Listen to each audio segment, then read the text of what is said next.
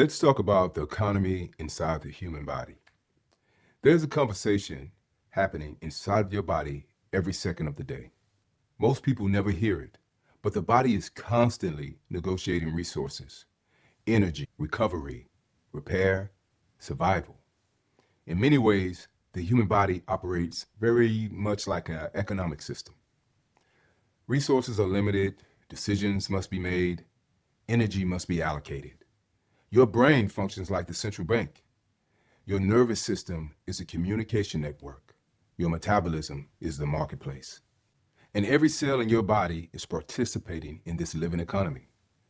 The body is constantly asking a single question: where should energy go? Should we spend energy digesting food? Should we spend energy repairing tissue? Should we store energy for later? Should we activate stress responses to survive? This is the hidden economy of the body, and fasting reveals it more clearly than almost anything else. When food stops entering the system, the body doesn't panic the way most people assume. Instead, it reorganizes. It begins reallocating energy resources. Digestion slows, repair increases, hormonal signaling shifts. Fat begins to mobilize, autophagy begins.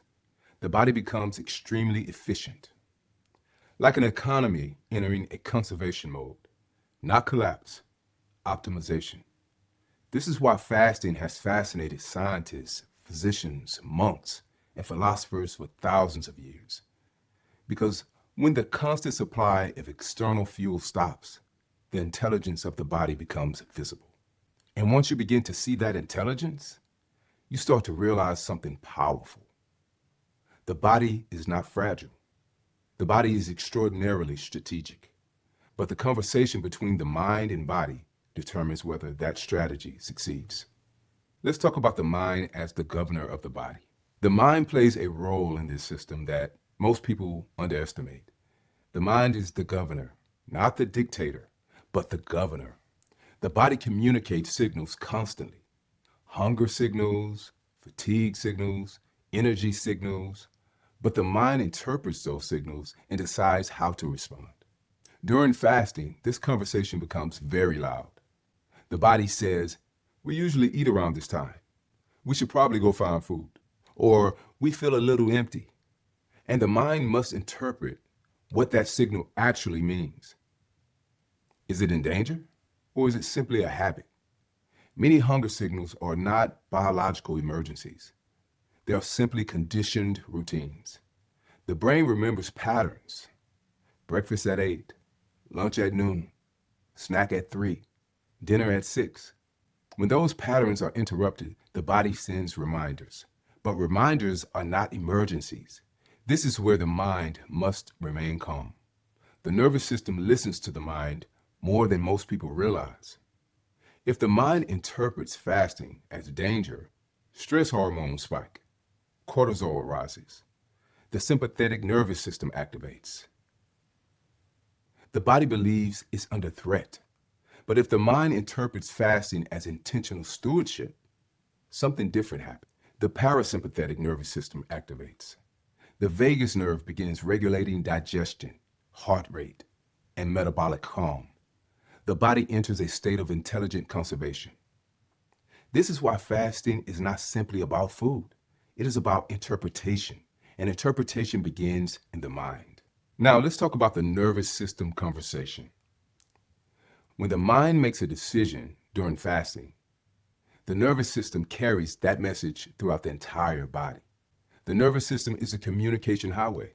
Every organ listens to it. Every cell responds to it. The vagus nerve, in particular, plays a fascinating role. It connects the brain to the heart, lungs, digestive system, and metabolic organs. When the vagus nerve is active, the body shifts towards restoration. Heart rate slows.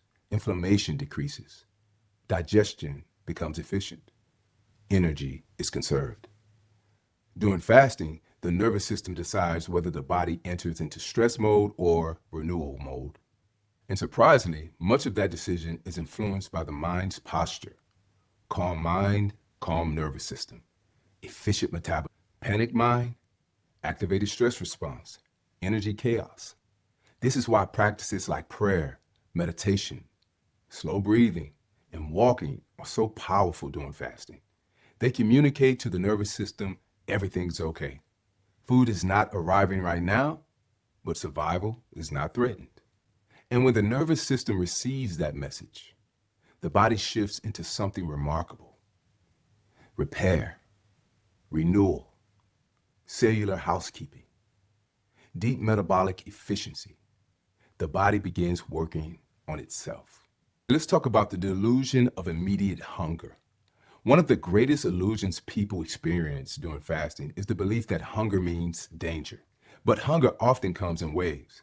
If you pay attention carefully, hunger rises and then it fades. Many people feel the strongest hunger at the exact moment they normally eat. The body simply asks a question: are we eating now? And when the answer is no, the body adjusts. The human body has access to enormous energy reserves stored in the fat tissue. Even lean individuals carry tens of thousands of calories in stored fuel.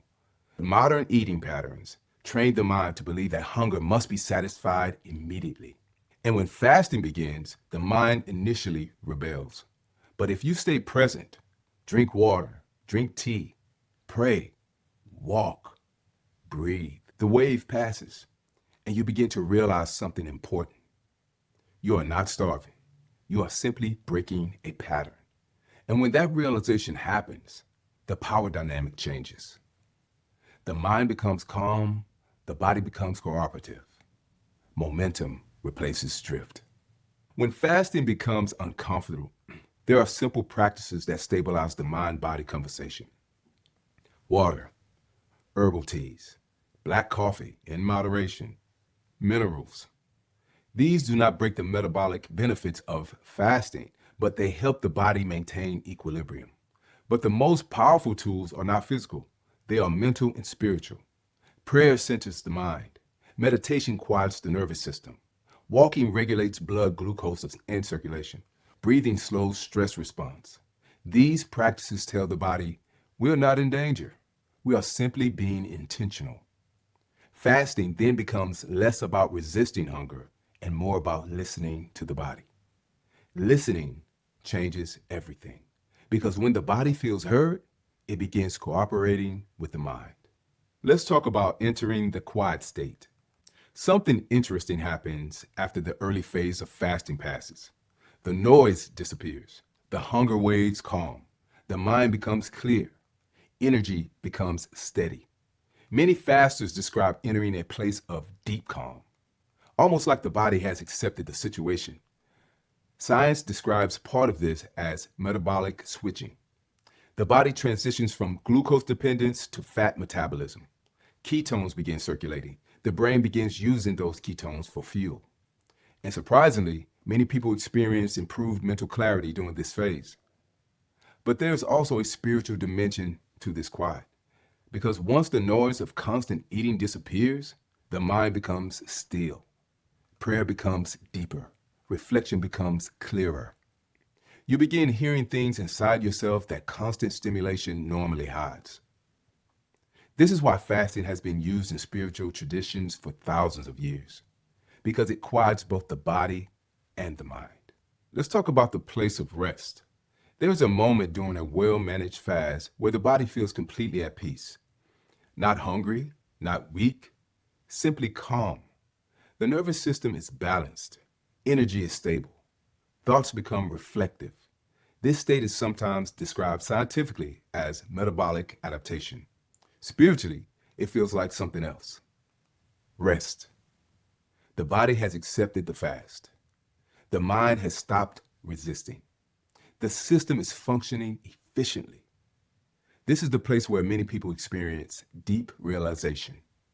Because in this quiet state, you begin to see how much of modern eating is driven by impulse rather than necessity. You realize the body is far more resilient than you believed. And you begin developing a different relationship with hunger. Not fear, but understanding. Let's talk about the fact that momentum is chosen. Fasting reveals something powerful about the human behavior. Drift is easy. Momentum is chosen. The body always wants equilibrium, But the direction of that equilibrium depends on the choices of the mind. If the mind chooses comfort constantly, the body adapts to comfort. If the mind chooses discipline, the body adapts to discipline. And over time, discipline becomes natural. The body learns the rhythm. The nervous system relaxes. Metabolism becomes efficient. And the conversation between mind and body becomes cooperative. This is the deeper lesson of fasting. Not deprivation, alignment. Alignment between mind, body, and spirit. And when that alignment happens, health becomes a natural consequence.